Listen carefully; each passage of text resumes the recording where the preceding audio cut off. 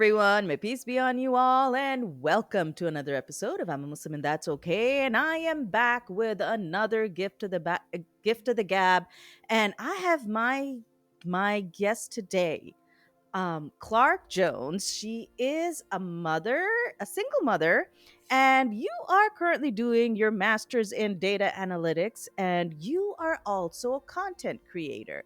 Now, I mean, all of that is great and everything, but that's not the specific reason why I have you here, Clarke. But before I get into that, please tell my audience a little bit more about yourself, Clarke. Well, I was raised in a fundamentalist Christian church from birth, and I left the church when I was 18. Mm. I spent the past 12 years as an atheist, Oh, wow. and 3 weeks ago I reverted to Islam. Yay! And again, that is part of the reason why I have you here, Clarke. Again, it's like all of this when you take it in a totality. It's so incredible. If I could ask, like, and entirely up to you, but what made you leave the church? You don't hear of it often. So what happened? Well, so I talk about this a little bit on Hmm. my social media, but I growing up, I constantly heard about God's love. And I want to be clear that if anybody sees this who knows me, I still have family and friends who are a part of the church, and I'm not talking about them.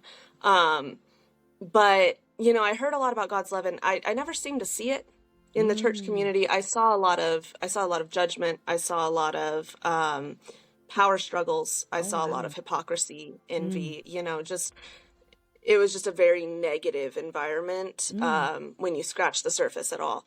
Right. And when I was 18, my father had a very, very public affair. Oh. And I mean a highly disrespectful public affair. Like, he brought this woman into our home. Oh, He wow. took my brother, he tried to take my brother and me on dates with her. Oh, Like, wow. very public. He brought her Mhm. to family events, introduced her to my grandparents with my mother there. Oh, wow. And it was disgusting. It was Mhm. disgusting. And, my mom, blessings on my mother, but Mhm. she was raised in a generation that, she's told me so many times all she ever wanted to be was a wife and a mother. That's Right. all she Right. wanted out of life, And again, there's and nothing wrong with that. there's nothing Absolutely wrong with nothing that, but wrong with that. she was such a sweet and genuine, she is such a sweet and genuine Mm. person. And it was devastating for her to be Right. treated that way when Right. all she ever had tried to do was put work and effort into being a mother and a wife. Right. And I ultimately finally convinced her to leave my father. Mm. And when she did, the church cast us out.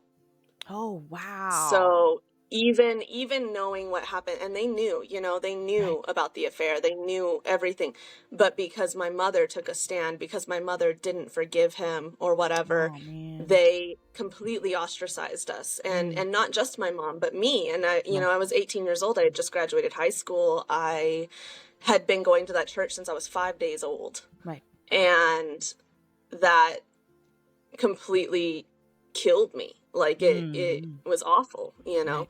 And then, I went to college. So it was kind of a double whammy, because then my first semester of college, so that had all happened over the summer. And then my first semester of college, I took science classes. I took anthropology classes. I didn't know Mm. what anthropology was. Right. And in this church that I grew up in, I heard things like that the earth is 6,000 years old. I heard things Ah, I like see. that the dinosaur fossils were placed by Satan to confuse us. Oh my God. Like, things like this. Right. And I had always been told that evolution was a hoax, that Mm. scientists just want to lie to you, all these things. And so I thought that a scientist found a weird human skeleton at some point and Right. decided that we evolved. That was my perspective. Right. So when I saw these hundreds, thousands of fossils, when I saw all this evidence laid out, I realized the depth of the lies that I had been Right. told.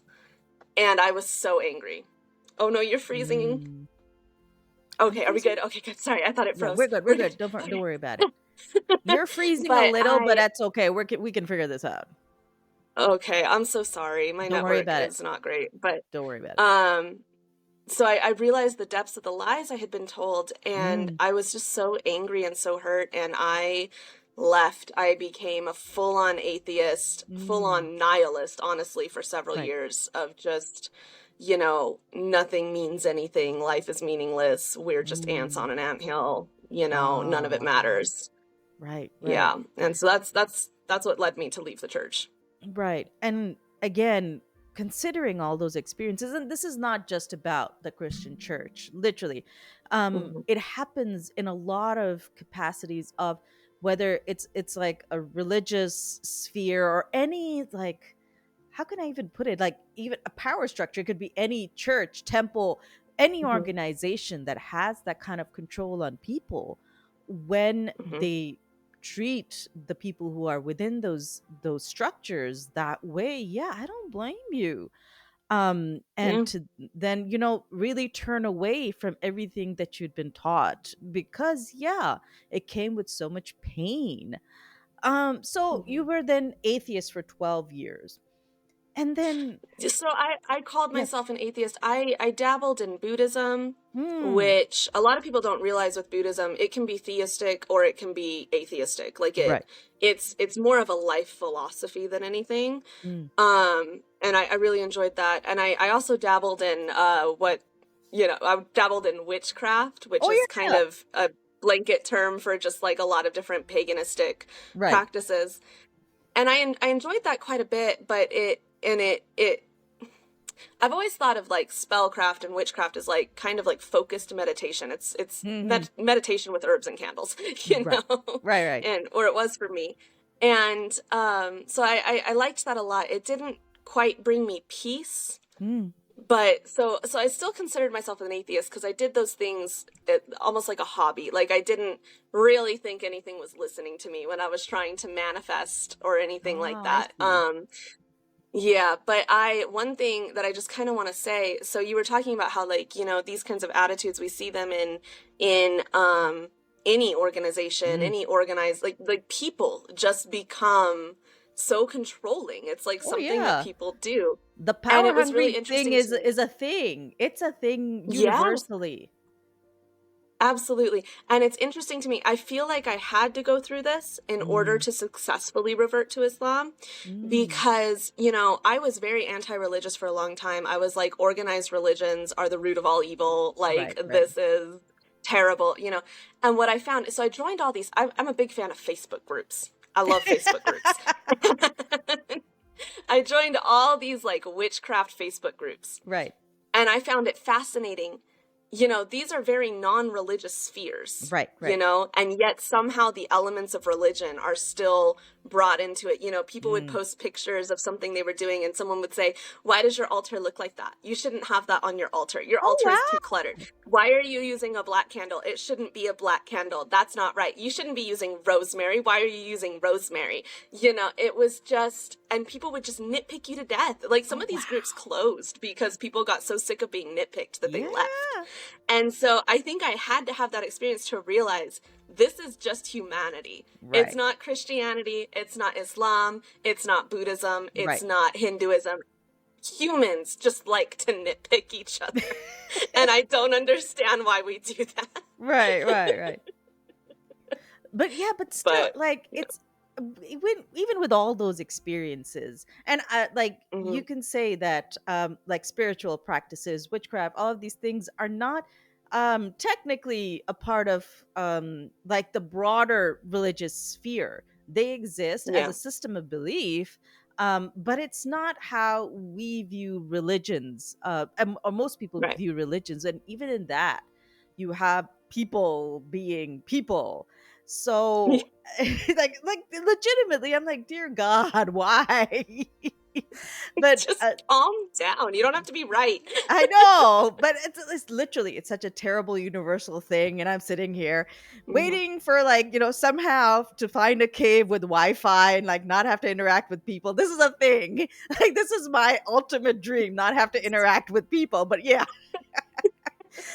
but the point is then how did you ultimately like 3 weeks ago and again you're fresh like into the sphere of Hmm. Islam, how did that happen? I'm worried I'm gonna talk too much because it is a long story. Go ahead. We're all All ears. right. So I was already starting to feel like a yearning for connection. I felt that the universe was more than I understood. Right. I felt either that I was being tested or that I was being punished, and I didn't know why. Like Right. it was just I just kept getting slammed by like just constant things. Like we always joke that I have the worst luck in the world in my family. That Aw. like so many awful things happen to me. I'm the person at work that it's like the dog ate my homework, except it really happened. Oh Like my there's just gosh. always things happening to me. Right. So in 2020, worst year of my life, I lost my job thanks to COVID. You know, Oh my man. sister and I were living together and being trapped together during lockdown. Mm. Was extremely difficult on both of our mental healths, and it Mm. was hugely detrimental to our relationship. So it was a terrible, terrible time. And now my sister's my best friend. We're good now, but Right. it was just so ugly. Um, and I had gotten a temp job, and I was like, okay, maybe I'm going to make it. Maybe it's going to be okay. Right. And then they had told me that they would give me notice if I were to lose the temp position, if they were to hire somebody or whatever. Right. They didn't. There Oh was one week man. I came in and they were basically like, hey, you're done in 3 days. And it was just like, why? You know? Right. So I was feeling sad. I was feeling down, and I chose to risk COVID.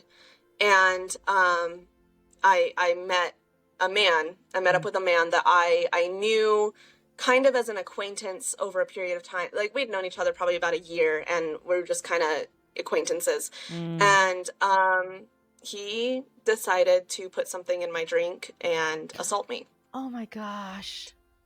And that happened the same week that I lost my job. Oh. And it was, you know, I've had people kind of cast doubt on the trauma of that it's like, oh, he put something in your drink, so you just basically took a long nap. No, Dear I was God. paralyzed, but fully aware. Oh my gosh. So I knew everything that happened. I was there for all of it. I suffered all of it, and I physically couldn't fight back. Oh my gosh. And it was terrible. I still have, for a very long time, I had waking, like, sleep paralysis. That's what it is. And I really don't like to get into graphic detail on this, but I almost lost my life. Like Oh my God. some of the things he did, there's cases that I've heard, true crime cases where it's like the literal same thing happened to me. I just happened to not die. Oh my gosh. And I'm it was so really just the sorry. luck of the draw that I didn't. And so I was holding that trauma, and it took me 3 weeks to get to a doctor. I couldn't face it, Right. and I finally went to the doctor, and at that point, they couldn't collect evidence, but they did all of the tests for any diseases or anything like that. And I had just walked in my front door when my cell phone rang, and it was the doctor. And I was like, it's bad. It's bad. Like, if the doctor is calling me, it's bad, and I was so scared in that moment. Like, I was like, what if I have AIDS? Like, what if it's, like my heart just stopped. And I answered the phone, and she told me I was pregnant. Oh. And he had gotten me pregnant. And I fell on the floor. Like, I physically fell on the floor. And I hung up with her. I immediately called my best friend. And I just, she knew what had happened to me. And I told her, I'm pregnant. I'm pregnant. Like, I don't know I don't know how to process that. And she told me, she was like, make an appointment right now. I'll pay for it. Like, we're gonna handle this. We're gonna get it done, And in that moment, like, and I mean, I can't explain the fear, like no money, no job. This had just happened. Like, just absolute terror. It was like a weighted blanket wrapped around me. It was like a hand was just pressing on my chest, like not in a scary way, but in like a reassuring way, like somebody just holding you, And I heard this very firm voice in my head that said, you are going to have this baby. This baby is going to live, and you're going to love him. And it just was so crystal clear. And then it was just like a light just spread through my veins. Absolute certainty. And I told my friend, no, I'm not aborting. I'm keeping it. I'm keeping the baby. And I was so certain, and I didn't know why I was certain, but I was. And I have never wavered on that. I've never regretted that ever whatsoever. And then a similar thing happened. So, I went through my whole pregnancy. I went through a terrible, terrible labor. I'm not going to get into all of it, but once again, almost lost my life. Oh my Almost lost my son's life. Oh my gosh. It was awful, and we ended up in an emergency C-section, and that whole story is on my TikTok. But it's a long story. That was a Right. whole video in a three-part story, you know. I But mean, here's the thing. Any labor and delivery story, okay, I don't care what perspective it's from. It's long and it's hard it's and like anybody can imagine, please. Like for you especially, it has to be the longest, hardest anybody can imagine. It it was terrible. It was terrible. Mm, I mean, my mom doesn't even like to talk about it. She's like, right. I'm traumatized from that, and I wasn't even in labor. You know, Right. it was a terrible, terrible night. But then my son was born, through emergency C-section, and I just Mm. remember them holding him up, and he wouldn't breathe. He Oh was my so god. purple, he was almost black. Oh my And god. I remember I was falling unconscious. I don't know if I was about to die. I don't know if they put me out. I don't know Right. what was happening, but I was falling unconscious. And I just remember just in my head, like reaching out for that voice that I had heard that like I didn't Mm, understand, screaming at it and being like, you told me my son was gonna live, you know? right. I was Oh, so angry. And it right. was like, as I went under, it was just like this kaleidoscope of color. And that same feeling of certainty and comfort just went through me. And it was just like, sleep, just sleep. Like, it's Right. okay, just sleep. And when I woke up, my son was okay. He spent two Oh my nights in the god. NICU, but he was fine. He's a beautiful child. Oh. He's beautiful.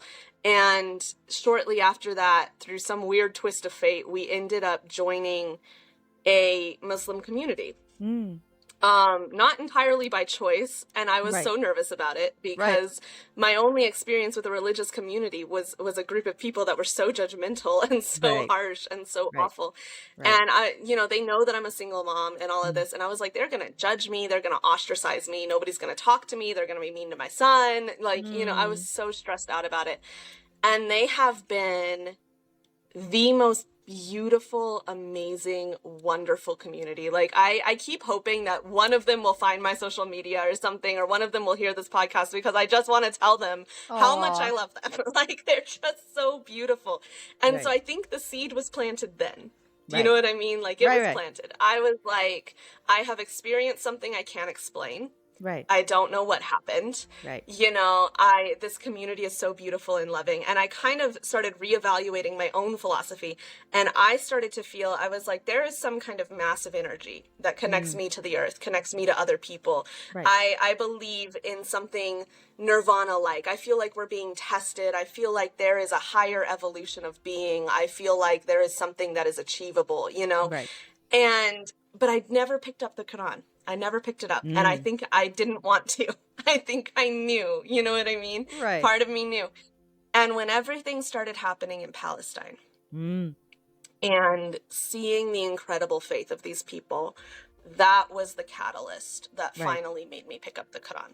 Mm, And I felt like I was reading words that I already knew. I felt like I was coming back to something that I already understood, like at, right. at, at the core piece of myself. Right. Every word made sense. Every word fit. Right. Like I can't explain it better than that. It all fit. And so I posted this like crisis of faith video. I had thousands of Muslims reaching out to me and telling me Right. like, pray for guidance, you will Right. receive it. Right. And so I finally did. I was like, okay, I feel so stupid. I haven't prayed in 12 years, Right. And I was just like, if you're real, help me out here. Like I was like, I don't know what to do. And I just felt so compelled to talk to a woman in my community. Mm, So I did. I went to her. She's a leader in the community. And I said, I'm having all these feelings and I don't know what to do. right. And she jumped up and she gave me a hug. And as soon as she hugged me, that same feeling that I had when I knew I was going to keep my son, Right. just like a warm hand on my chest, like light spreading through my body. And then the same little voice just said, this is your path. This Aw, is it. This is your path. that's And amazing. that was it. That was it. Right. And in that moment, I was like, well, I'm reverting. I Oh, don't fully mashallah. understand it. Right. Yeah, I don't fully understand everything. I have questions about everything, Right. but I cannot deny the incredible faith that has just filled me up that this is true. This is where I need to be. This is what my life is. And it's a process, Clark. Like literally Yeah. all of us, like even those that are born Muslims, that we do, we adjust, we fix, we grow every single day. Mhm. Like for you, it's been 3 weeks. I mean, like slow and steady. That's how we put it. People keep telling me. Yeah, slow and steady. Um, but yeah, and the thing is, it's not easy as well. I mean, I can't even Mhm. imagine, like from the trauma, literal trauma that you experienced as somebody who was very young, as a part of another religious institution where there was so much negativity that existed, and Mhm. you and your family went through that trauma, and to come back Yeah. to faith, it's a huge step. I mean, I think the Yeah. second question I would have is that how is your family taking to any of this? Are they, I mean, what was their reaction? My sister's been really good. My Mm, sister, like I said, my sister's my best friend. I think at first, I am someone who tends to keep these things close to the vest until I'm right, very close to a decision or I've made a decision. So right. from her perspective, it was like, hey, I'm a Muslim now. And she's like, what? And so I think for her, there was a period of adjustment where she was just like, all right, Right, cool. Because she also left the church. And so we have a lot of connection over being non religious. And so I think right, she right, was right. just like, wait a minute, what's happening? But she's accepted it. She's very supportive. She's Right. beautiful. I love my sister so much. My mother cried and cried and Mm, cried and was extremely upset. And I can see her perspective. You raise a child in a right, belief that you feel so strongly about. Your right, child, she was so hurt when I left the belief. She took that as a personal, like, statement on her and on her right, parenting, right. and now after 12 years, I tell her I believe in God again, but not the same way The you do, same not your way as faith, you not do. this Right, church.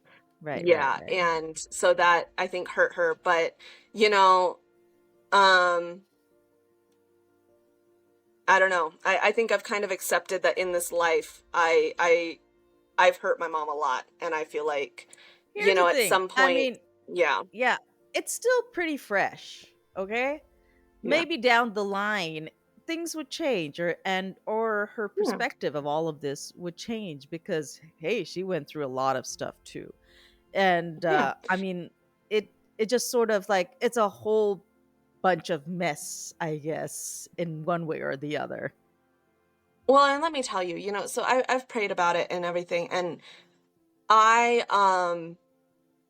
to bring me to a God is a Mm, miracle. right. That is purely a miracle. I cannot Mm, express that enough, that was mm, a miracle. right. And so I fully believe that if Allah wills for, like, my family to stay a cohesive unit, to Hmm. be together and be able to accept all these differences that we have, Allah will Right. make it happen. Of I course, believe of that. course. Like full on, I So, have full on belief and faith in that, inshallah. yeah. But here's the thing, I'm still like getting used to saying inshallah and alhamdulillah and inshallah. all that. Along with you coming to Islam, and as you'd mentioned, the genocide in Palestine and the entire, Mhm. everything that's coming out from it, the imagery, the videos, all of these things had a definite impact on you. And I Mhm. discovered you on TikTok, I mean, like the old fogey, like swiping on TikTok, like trying to see what else is out there in terms of really social justice. I came across your videos, and the thing is, it was like, "Hi, bestie," and I was like, "This is interesting. I have another makeup tutorial for you." And I'm like, "Why is this on my FYP? I don't even look at makeup. I don't care about Apparently, your I don't look makeup at makeup tutorial. tutorials." You can do not a lick of makeup on me. But I was like, this is weird. Why is there a makeup tutorial on my thing? And I couldn't comprehend this. Yeah, and which, as you stated, it's like the beef between the Blue Serum Company and the watermelon olive oil company. I'm sitting there like, and even at this point, I'm like, are these new brands that I am unaware of? Is there some social media beef that and again, that would not be unusual if I didn't know I usually don't know what's going on in pop culture anyway. So I'm like, this is Hmm. unusual. But then as your video progresses, you also have these flashcards that you put up that has information about the genocide in Palestine. I was like, oh wait. So this is supposed to be on my FYP. This is not an actual makeup tutorial. But that's how I found you. I was like, oh my God, this is so amazing because you know as well as I do, I'm like a small time creator. Shadow banning and everything is a real Hmm. thing. Okay. But Yes. you did the workaround. So please tell my audience how did that start and what was your workaround? So I was, I am ashamed to admit that I didn't fully know what was going on in Palestine. I didn't know the history of that, none of it until after October 7th. And, even at first, when I at first was believing a little bit the stories that were Mm, being first told on October 7th. right. And then I saw a video and I went, wait a minute, what's Hmm. that, and Right. people were explaining it on TikTok, and the more that I read and the more that I dug into it, and I started reading books, like the 100 Years War of Mm, Palestine or something like that, reading these books and everything, and I was just like, oh no, oh mm. no, and so I Right, right. started talking about it. And I think the fastest way to know that you're on the right side of something is if TikTok is trying to take you down for talking about it. Right, right, That's one of the fastest ways. right. And I made one video about it, and it wasn't even graphic, and it got Mm. taken down for hate speech. Oh wow. Um, and I'm a very defiant person, so that made me Mm. angry. So I started talking about it more. And then I started seeing more and more of the media that was coming out. And I just got angrier and angrier. And I realized, all my videos were coming down. All my videos were getting shadow banned. Didn't matter what I Oh, say. right, And I finally was like, I'm going to test a theory. And so I wrote out my first bunch of flashcards. And right. I was just like, let's see if this works. And I think that video got something like 70,000 views, which was a Mm. lot for me. I had like Right. 15,000 followers. So that was a lot. And I was like, ha ha, got me, So I started doing this every day, and people were talking about this app Telegram, and so I downloaded Mm. Telegram and I followed all of the Palestine news networks, and so I started updating and updating and updating using the cards. Well, then on Black Friday, the day, the Mm. night before Black Friday, my account got banned, just Oh out of my nowhere, gosh. got banned. And I hadn't received any violations. I hadn't received any Oh warnings. my I gosh. started flooding TikTok with tickets and was like, Mm. excuse me, I did nothing. And Right. they said that my account would remain banned because I had violated integrity. Oh my gosh. What does Yes. that And so mean? I made a new account. And I told my followers, please send them tickets, report a Right. problem, tell them this is not fair. So they didn't even send me a notification or anything. My account just reappeared one day. Oh hey. And what's really interesting is that a lot of accounts that were talking about boycotting Black Friday went Mm. down on Black Mm. Friday. I just Yeah. think that's very interesting. And then a lot of them reappeared the week after Black Friday. So when I Hmm. first got back into my account, they had removed every single one of my flashcards videos. Oh my gosh. Every single one. And I just was like, So I appealed all of them. I have been spamming TikTok with tickets so much that I think Yeah. they finally started giving me what I wanted just to shut me up. And they blocked one of my emails, so I made a new email and I kept Oh my god. spamming. I was like, I I was love it. so mad. And so then, this doesn't just come down to like, oh, I want my platform back. I'm part of the creativity program. I had Yeah. earned $400 that I was planning to put right back into activism. I Right. was like, you're going to give me that $400. Yeah. Like you don't get to just say, no, we don't like this and just take it down. Absolutely Mm. not. So I don't do the flashcards anymore. I now have a blog, and my blog has a page on it that's specifically code words, and it's a Ah. dictionary of the code words that I use. Right, And I right. still talk about the Blue Serum Company. I still talk about the Watermelon Olive Oil Company. Oh my I'm god. part of the Star Spangled Big Box Store, and Yeah. that's what my videos are now. And Yeah. I've had so many people comment on them and say, this is so dystopian that you're talking Yeah. about it like this in this cheerful voice. And I'm like, and you know what? And that is exactly why I will continue to, Hmm. because I want people to see the extreme, like, you know, this is like something out of the Hunger Games. Right. Somebody being like, oh, la, la, la, people Right. dying. Like, it's insane. It's insanity. But here's the thing, and you know this because you're a full-time content creator. I'm like a part-time, like small-time content, but we know this. They need a pretty face, which you got, and they need the bright, uplifting things because that's the content that sells. You're combining Yes, the two to create meaningful content.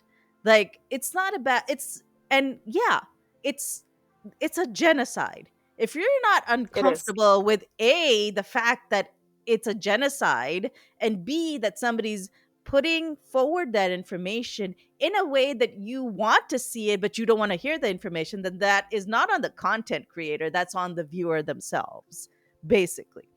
So, Well, and I yeah. have had some people tell me that like they have their own personal traumas that they've been through that has made watching the news almost impossible for them because Hmm. like PTSD Oh, responses, yeah. you can't control it. I understand that completely, you know. Yeah. And they've said that like watching my videos has helped them get the news in a way that doesn't trigger their PTSD.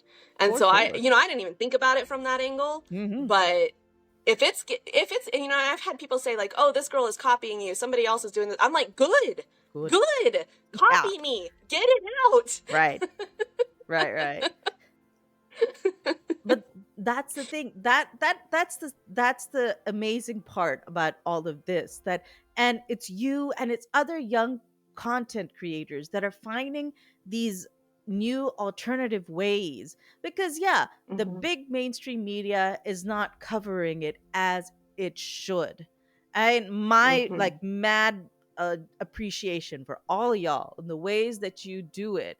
So I like mad props. I have to have one of you on. I have to see like how did this happen? Because that's the thing. This is one of those things that what's happening in Palestine has really brought out. It has Yeah. really opened a lot of eyes into what is a very terrible reality that mainstream media won't bring to light, but you guys are. And I Yeah. think it's so, so fantastic. So please, what's Well, what's in there for the future for you, Clark? Because I know there's lots of issues for you hmm. on TikTok. So what are you doing overall? Oh man. You know, right now it's like I can't even see past Palestine. Like I Mm, can't. right, right. It's and I it this just feels like such a pivotal moment in human history. Mm, I think my generation was so, and you know, I've been thinking about this. Why would they raise us on stories of the Holocaust? right. Why would they do that? And I realized they thought that they were going to condition us to support Israel. That's what they Hmm. thought. I think that's what their intention was. Right. But unfortunately, Gen Z is very critical, good critical thinkers. We Oh have yes. learned to operate on, I'm not technically Gen Z. I missed it by 2 years. I'm a millennial, but No, you're not a millennial. millennials and Trust Gen me. Z. I'm putting you in Gen Zs. Okay, that's official. You're a Gen Z. Thank you. Honorable Gen Z. But no, it's, you know, I think Gen Z, we've learned to operate on the internet. We know when we're being lied to. Right. You know, we know when we see a fitness creator and we're like, that booty is fake. You did not get that from lifting. You know what I mean? Yeah, Like I we get that. know when they are fibbing to us. You're You right. know? And I think they really bit off more than they could chew with us Oh because, yeah. you know, I was even reading an article the other day and I handed it to my sister and I said, read this and tell me what's wrong with it. And it was an article about how, and you know, I am a sexual assault survivor and Mm. I believe survivors. I Oh believe yeah. victims. But Oh it was yeah. an article about the supposed sexual assaults done on October 7th. And that was Mm. the article. And Right. I'm reading this article and it says, you know, the reporter is writing, the reporter says, we've seen pictures, we've seen interviews, we've seen testimonies. And I'm sitting here reading this article and I'm like, so where are they? Yeah. You're reporting on a secondhand source. You're not showing any of it. The Right. source is Right. trust me, bro. Like it literally is just, Mm. and it's, you know, and I think that's how you spot propaganda is like they are not giving you Right. true evidence. And I love the way Gen Z works, how, you know, they'll publish a picture and Gen Z will immediately show how it was made by AI, you know? Yeah. And like they're just not getting away with it. And I think it's interesting that it's like I've seen articles saying like, why is Gen Z so radicalized? Da, da, da. I'm like, you guys radicalized us. You thought Hmm. that you were going to get us to support white supremacy, support Israel, support everything that's happening. And you did not succeed in doing that. You raised a critically thinking generation that sees through the Alhamdulillah. lies. Hmm. And thanks for the internet that, they used to have this operation where it was like they would declassify things 20 years on or whatever Yeah. when nobody cared about it anymore. The problem is, though, now we have the internet, so it never Right. goes away. Never goes So away. now it's like we grow up and we're like, oh, look at this declassified thing. Look at this. And we just put all the pieces together very, Right. very quickly. Right. Right. And I genuinely think they don't know what to do with us. And, I see all of this That's rhetoric that's like, fantastic. it's great. I've seen so much rhetoric that's like, why, I even saw an article that was like, why is Gen Z, it was like, we're seeing a scary trend of Gen Z supporting terrorism on social media. And I'm like, it's interesting that that's how they're trying to twist it. And I'm like, hey Right. guys, I hate to break it to you. Your audience is like 65 and over, and we outnumber you. Oh yeah. Like, And I really genuinely think they don't know what to do. they don't. They can no longer control the audience. That's the They thing. can't.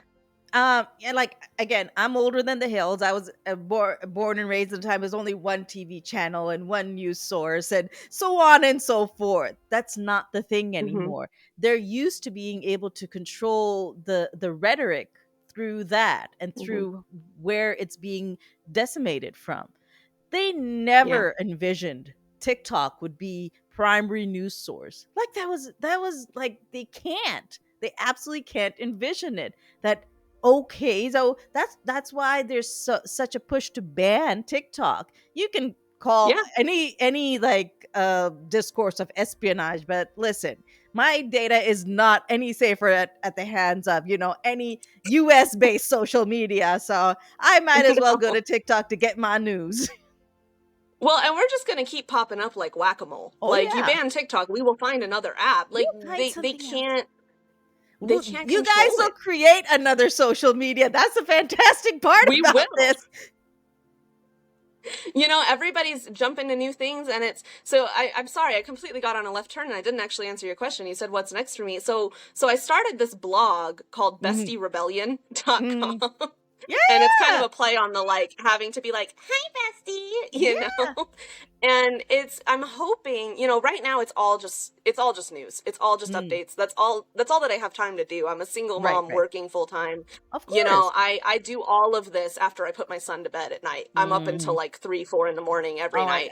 gosh. Just doing all of this. And I hope to eventually make this blog, this website, like a source of like, what are things you can do to solve all these problems you see in your society? Because the number one thing that I see is people feeling helpless, people Right. feeling too small, people, you know, the flip side of Gen Z is that we are very accustomed to instant gratification. Mm, So when we're taking actions like boycotting Starbucks, marching, that kind of thing, right. and we don't see quick results, I think we tend to get discouraged very, very quickly.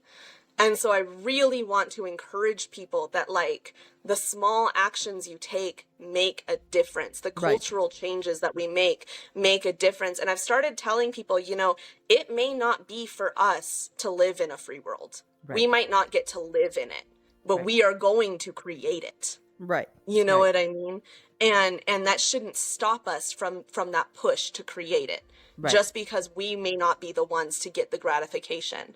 Right. But I'm raising my son in a way that he is going to be accepting of people. He is going to be Mm, respectful of women. He is going to be well-rounded and educated, and he's going to grow up in a household where he is allowed to challenge the narrative, right. challenge me on my beliefs, challenge me on my opinion, that kind of Mhm. thing. And I know so many others are raising their children the same way, and I think their generation, inshallah, is going to either finalize the free world or finally be able to live in a free world, Mhm. Inshallah. is my hope. Inshallah. And I think again, those are amazing goals, Clark. It's what like literally what keeps me going. I see all of you, Mhm. and you guys are pushing so hard. And I'm honored that I can like really bring out your voices, put out your voices out there. So please, in that vein, let everybody know where they can find you, your blog, and any social media you want to put out there. So my social medias are kind of chaotic right now because my first account got taken down and I made a new Oh one and now I'm all man. over the place. But so I on TikTok and Instagram it's Clarke Clarke Unleashed. Mm, And I have a second TikTok that's just Clarke.Jones. mm, And then my blog. But I mean, if you just go to my blog, all the links are there. It's sure, bestierebellion.com. sure. And So, everybody and can I am see not a those. web developer, so don't judge my blog layout. No, no. We're just here for the content. So everybody can Yeah. see those links on the screen. And thank you so much, Clark, for coming here. And your perspective has been so enlightening, and so has been your story. I'm so grateful that Thank you took you. out the time. And thank you to everybody who's listened in and watched us on YouTube. Y'all take care of yourself, and may peace be on you all.